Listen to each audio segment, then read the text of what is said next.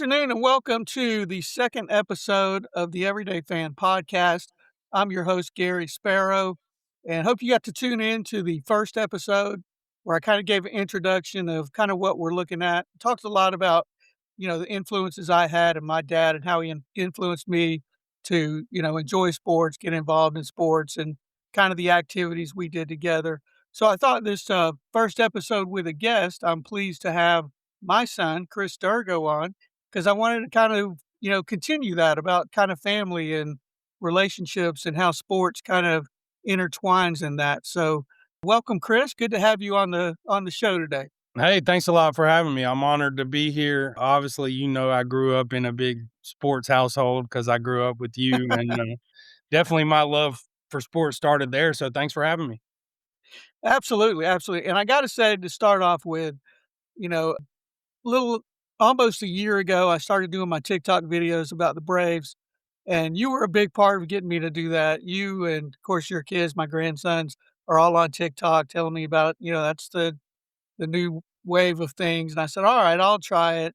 And since then I've been doing them, almost daily and appreciate that. And then you also pushed me and said, "Hey, you really need to do a podcast. This is some good stuff." So I'm only here doing this because you kind of gave me that push to get into it, but I'm enjoying it. So thank you so much for that.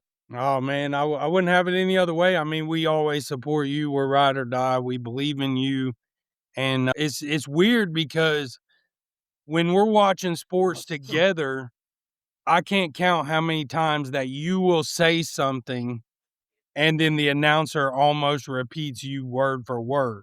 So we know exactly how much sports knowledge you have. And God forbid that we play a Jeopardy or something and they have a sports trivia category because we know that we're losing to you on that every single time. And it doesn't matter what sport, it doesn't matter what year, genre, whatever, we know you got it handled. So yeah, absolutely. We believe in you. And I'm so happy for you because it seems like, this being always your passion, I love that you found something that you get to do on a more regular basis. Absolutely, absolutely. I do appreciate it, and yeah, my wife tells me the same thing, but, and I think a lot of people are like that, and that's kind of the when I was thinking about a different podcast, that's kinda why I thought about this because I think that happens with a lot of people that are really passionate about their team is, they're talking and they know as much as the people that are supposed to be covering it, supposed to be the experts because they follow it and they're passionate about it, so that's kind of part of what started this direction to take this podcast. So, yeah, I really do appreciate that. Well, I tell you So this. yeah, growing up. Oh, go Sure, ahead. go ahead. I was just gonna say, definitely with this institution of these balls and strikes instant replay, I'd say a lot more people at home can call a better ball and strike than most of these umpires out there. That's the truth. That's the truth.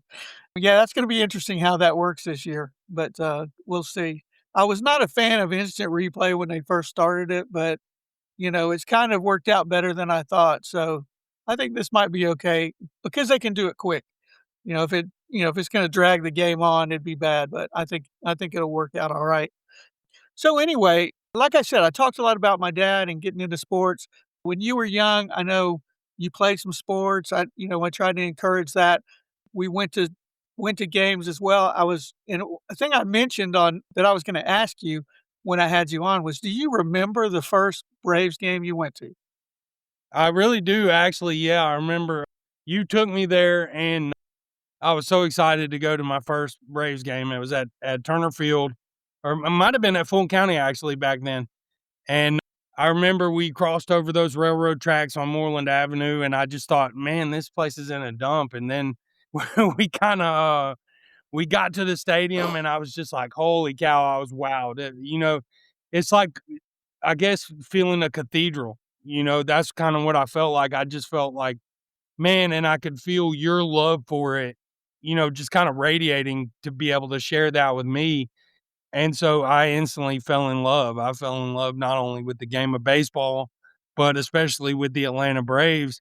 And getting to see that was just, it's a memory that stands out in my mind forever, not only because of the Braves, but also, as being a child, so doing stuff with your dad. You used to work a lot, ton of hours. I did. And so when we did stuff, a lot of times it was as a family. So doing something kinda one-on-one with you was a huge thing, it was like, "Wow, we get to do this, together," and something you were so interested in. That was what was fun for me about it, I guess, and then it became kind of a lifelong fandom for the Atlanta Braves. Absolutely, it did, and it branched out too, and, I know you like a lot of different sports. Now, I grew up, my dad, as I mentioned, went to, University of Georgia, my sister did, my nieces did, but I'm a Georgia Tech fan. I went to Georgia Tech out of high school, and so I'm wondering where I went wrong, and how did you become a Georgia fan when I was a Georgia Tech fan? So where'd that come I from? guess blame it on granddaddy. Yeah, I guess blame it on granddaddy. I just number 1, I thought the logo was way cooler. Number 2, seemed like growing up, Georgia Tech always lost. Maybe that had part of it. But also, I feel like, when I had a chance, granddaddy would buy me Georgia Tech clothes I mean, Georgia Bulldog clothes, Georgia Bulldog hats. I've always been a hat guy. And so I just started repping them, and I kinda just grew that love for it. Now, I've actually probably been to more Georgia Tech games than I've been to Georgia games. I mean, for the last 15 years for your birthday, every year I get you Georgia Tech tickets for your birthday, and you and I get to share that together. But going to downtown at Georgia Tech at Bobby Dodd was easier a lot of times to just go see a game at Bobby Dodd. It was easy, it was convenient. We get the varsity together, and that was kind of a big part of me and you's way to meet. How do you say that? Yours and I's way to hang out together, spend time together. So I've probably been to more Bobby Dodd games, but I just grew a real love for the Bulldogs, and it was a way that I could connect with granddaddy. Right, He wasn't necessarily always the most talkative guy, but if you got him talking about the Georgia Bulldogs or you got him talking about football or baseball, you could kinda connect with him, so that's a way that I found for that, and I really developed a love for the Bulldogs, and especially then, as an adult, they started getting good, and that made it right. that much more fun to watch, from the Kirby Smart era, and then we got to go and meet several of the players and get several players' autographs and, do the different things, and then it just so happened that, Melissa wound up loving the Georgia Bulldogs when I met her, so her and I always connected with that, and she's a bigger Bulldog fan probably than anybody else I know. So it That's wound the up truth. kinda growing my yeah, I mean, it kinda wound up growing my love for the Bulldogs there because honestly, if I had questions about it, I'd just ask her, "Hey, who's that linebacker?" "Who's that tackle?" Whatever, and she'd know them by the numbers, and I could just learn more about it, and so that's kinda where that love developed, and, I think sports is one of those things that generationally gets passed down. It's fortunate when your team winds up getting good. I mean, thank God I'm not like, I'm trying to think of somebody, a Nebraska Cornhusker or somebody who never wins any games. The Bulldogs, we got lucky and got several national championships there. But that's you're kind of born into it, I feel like, and that's kind of where my love for every other sport came from was, from you and from my family. One thing I've really gotten into lately is these NASCAR races, and I never I really was thought Go ahead. I was gonna mention that because I listened to your TikTok the other day, and there's some great information in there that I didn't know. Now, I was huge NASCAR guy back in the late '80s and the '90s. I knew all the drivers and everything, and as a next generation came on, I kind of got away from it, but now you're getting into it with those guys. So I can tune into you and say, "Hey, let me find out what's going on here with the new cars, the new drivers." So yeah, I appreciate that info. And I know we've been to, NASCAR races as well together and like the truck races and things like that. And short track, dirt track racing. I mean, all that stuff's kind of fun.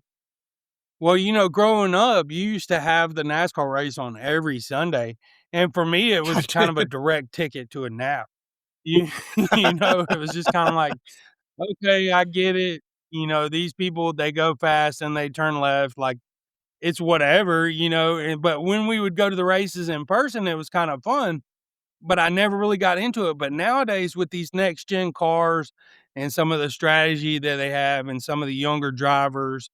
I've really been kind of a NASCAR fan and kind of learning more about it and figuring out my own drivers. You know, back in the day, weren't you at the race that what was the guy Kawicki? Weren't you at the race that he died at or something like that? Don't you have some kind of connection to He that? got well, he was actually killed in a plane crash, but, Oh, okay, there okay. was a yeah, there was a driver named Grant Adcox.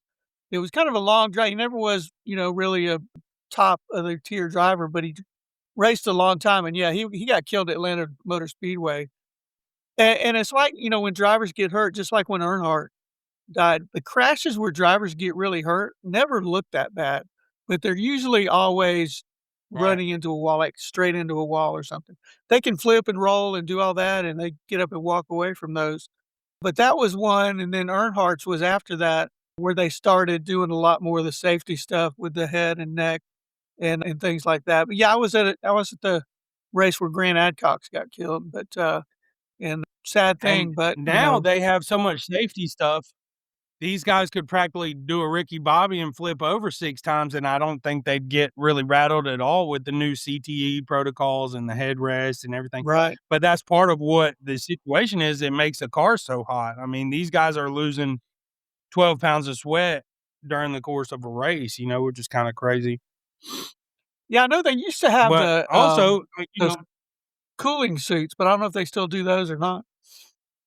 they do. They just can't keep up in those new next gen cars the way they exhaust. I was listening to something with Chase Elliott the other day, and he was talking about just how much heat those cars are putting off, and between the new bigger brakes that they can adjust, the different double sided exhaust, the hood scoop, these cars are, I mean, kind of a menace, when it comes to the heat. But they also are just such high performance vehicles that it's hard to keep them cool, no matter what you do. Right. But Well, I've I also gotta gotten say lucky. go ahead. Go ahead. Oh, I I was was gonna gonna say I've say also gotten lucky. Is your internet lagging?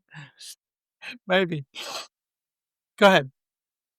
I was gonna say I've also gotten lucky because not only getting into NASCAR and my Georgia Bulldogs getting good, my Broncos have kind of seen a resurgence. It seems like for, my whole young adult life, the Broncos were just trash.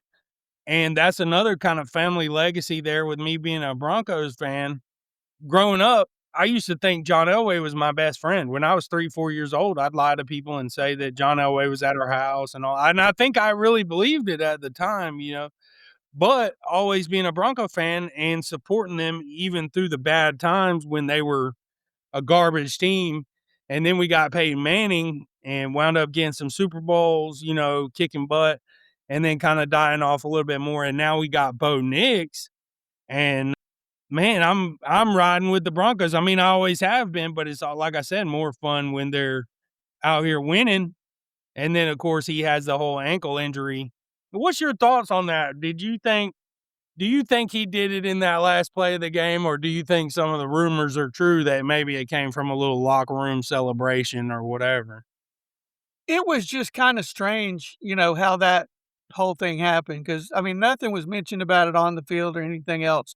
So I think possibly that might have been the case. Maybe it was celebration. They don't wanna say that, I'm sure. He doesn't wanna say it. The Broncos don't wanna say it. But I think there may be a good chance that that might have been what happened. So I don't know. It's hard to say, but, at this point, it doesn't matter, but it did really hurt their chances. I think, good chance they'd have been in the Super Bowl if that doesn't happen, if he doesn't get hurt, because that game against the Patriots was just brutal. I mean, that's it. If I think Stiddy went out there and did a great job, and then that snowstorm blizzard thing moved in, and it was kind of like whoever was ahead after that was destined. I mean, I don't know if you believe in destiny or a curse of like curse of Babe Ruth or whatever, but it just seemed like no matter what, the Broncos weren't going to the Super Bowl this year because after the way they played, as many fourth quarter wins as they pulled out, then Stiddy came on, did a great job as a backup after Nix got hurt, and then you know whatever once in a 10-year blizzard comes in right in the middle of the game. I'm thinking not only should Denver invest into a dome, which I believe they're doing now, but I wonder if some of that's just a curse or is it just bad luck or, you know. Yeah, I think just bad luck. It's just, one of the injuries happen. I mean, look at the Braves this spring.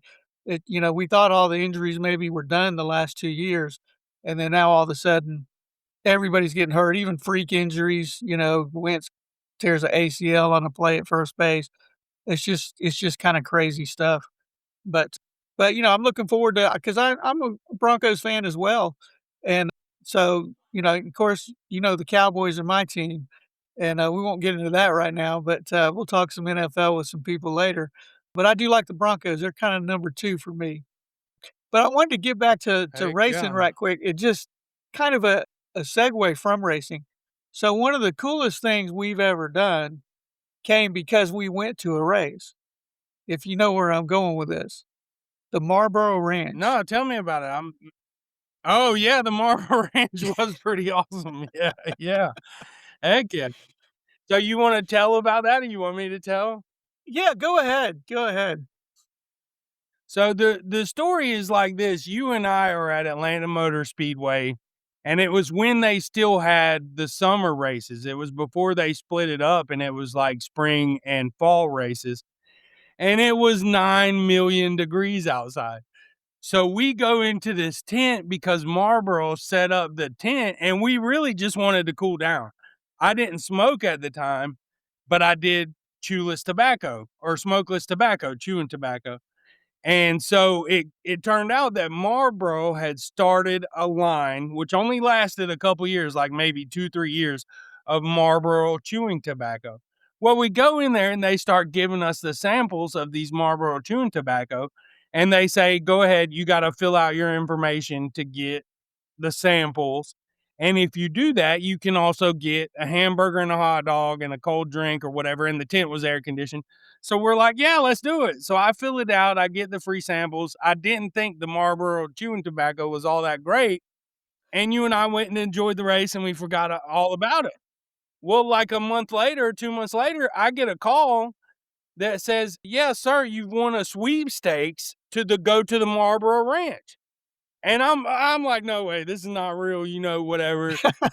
They convinced me obviously it was real, first of all, and I instantly knew, like, you were the person that I wanted to take with me, and we got to go out there, and we had an absolutely phenomenal experience. Do you remember when we got out there, they had us loaded down with swag, digital c back this was back Absolutely. before phone cameras kinda, and it was, like, Yep. digital cameras, Stetson cowboy hats, Columbia jackets, Columbia backpack. They sent us luggage to go out there before we ever left.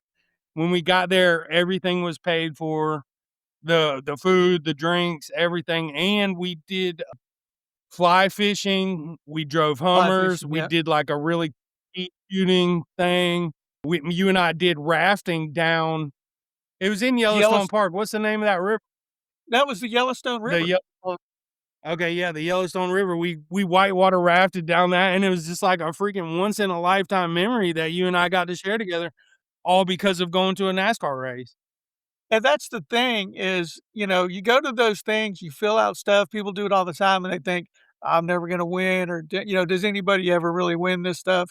And, hey, we can say, "Yeah, somebody wins Absolutely, it," yeah, 'cause that we was did it. it was amazing. It was an amazing trip, and I appreciate you taking me on it. Cause yeah, that was just a great time. Absolutely. I couldn't imagine taking anybody else. I mean, me and you, it was really like the trip of a lifetime. We had so much fun together, hanging out and doing that, and all because going to a race. Exactly, exactly. Yeah, so that's great. So the other thing that, we also got to do that I know, and I got to do some with my dad, not as much as with you though, we got to do stuff together. We played softball together on, the same softball team. I coached some when you were young, but then we played on a church softball team. You got old enough to play and we got to play together. And that was just something that, a lot of times fathers and sons don't get to do. I got to be in a bowling league with my dad and things like that. And then we actually, I guess this is kind of crazy when you go think about it. Dad was playing in 70 and older softball league, and he was still pretty darn good, and he came out when we needed He was a really couple good. players and played for the church. So we had 3 generations playing on the same softball team. Yep. You know, I That's feel just like I kind was the weakest link in that situation because granddaddy had awards from the daggum president of the United States for senior league softball, and you were an all-star, whether you wanna admit it or not. You're pretty humble about it. So, yeah, I might hit a home run every now and then, but I felt like I was the weak link in that situation there between y'all. I don't know about that. You had the But power, it that's was for fun, sure. you know? It was a lot of fun. It was a lot of and people like I The said, cool thing kids about it is growing up with you and, you know, you and I having such a great relationship, what's cool is we do a lot of that stuff now. It's not really a competitive sport or, you know, it's growing in the United States, but you and I actually play a fair amount of pickleball now. A few years ago, we got pretty huge into cornhole tournaments and we were ACL ranked cornhole players, you and I. You know, we had a pretty good team. You know, we were ranked in the state of Georgia. So that was pretty neat. And I think part of that is, you know, you were always very humble, but insanely competitive. So you always wanted to win. And that kind of carried over into me that I wasn't maybe necessarily always quite as humble as you, maybe a little bit more outspoken about things, but I wanted to win no matter what. You know what I mean? And it made it to where you and I were great teammates because if we enter a pickleball tournament, if we entered a cornhole tournament, whatever, we held ourselves to the standard. And luckily, we were both, you know, not to toot our horns, but we were both pretty good at everything we do. You know, Yeah, absolutely, absolutely, and, yeah, I am I don't necessarily trash talk a whole lot sometimes when I'm kidding around with the boys or with you, but, but I wanna win. I don't like losing, and I know oh, we I know you want to win. whether it's I don't care we're going bowling, playing ping pong, it doesn't matter what. I like playing any kind of sport, but I definitely wanna win, I don't go out there just to fool around, and pickleball's I mean, you got me into that too, and I thought, "Yeah, I don't know about this." We me and your mom we were going to the gym actually at the YMCA in Atlanta before we moved here to Myrtle Beach, and they had pickleball certain times of the day, and I went and kinda watched. I'm going, "Hey, I don't know about this." I thought about playing some, I said, "I don't really get it." And then you got me to go out here when we moved to Myrtle Beach, and it's just something you get addicted to. You start playing, and it's great. I love it. I'd go out every day if It's a we lot of could, but, we gotta go together a little more and play a little more competitive games sometimes, so we need to do that. We hadn't done that in a while, but, some of those yeah, 70-year I old really geezer ladies definitely still give us a run for our money. That's for sure. there's some of them out here, that they're competitive too, yeah, they don't like losing at all. So that's something that's really, really growing in popularity, and it's a lot of fun, but yeah, I You know, appreciate it. I know one you of the things mentioned I like. No, go ahead. Oh, go ahead. No, you go ahead. No, go ahead. I was just gonna say, Oh, I that's was one of the things I appreciate. It's my internet, I think.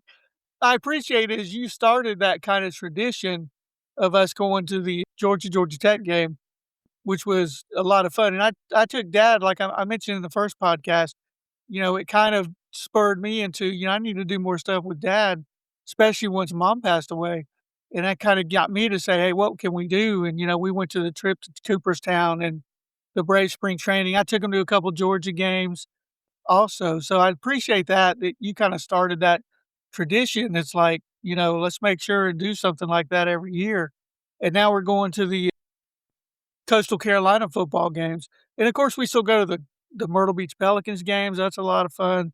So, I just appreciate, continuing that tradition and continuing and I wanna continue that as long as I can, get out of the house and go. Yeah, you and me both. It's definitely one of my favorite things to do is look it, number one, it gives me something to look forward to every year. We're fortunate that we get to hang out, you know, regularly. We don't live on opposite coasts or whatever, and we get to hang out a fair amount. but it gives us something to look forward to every year. But secondly, when we started that tradition, you and I were pretty intentional about that as far as, okay, we're getting older.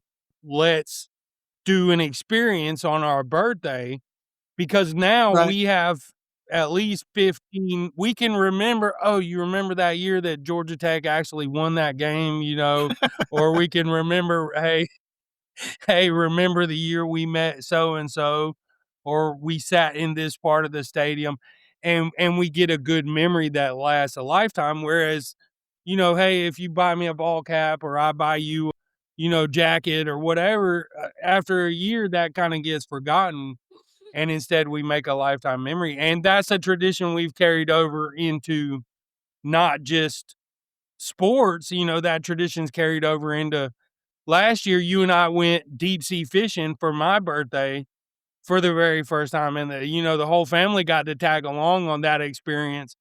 But it was super fun, and it's a memory that I don't know necessarily that I'm the person that wants to go on an 11-hour fishing trip all the time, but it's something I'll always remember. You know, we caught a 60-pound amberjack. Right. So that's something, we're forgetting. That's a super huge thing that's one of my favorite traditions, of all time and every year to look forward to. I love speaking of Coastal Carolina, I really like the vibe of that school. It's fun to go to those games no matter if it's football, baseball, basketball. It's kind of a little bit more of a smaller town feel. They're very interactive, and I think they're just doing a phenomenal job. They had free concessions at the football games this year, if you remember, and, Right.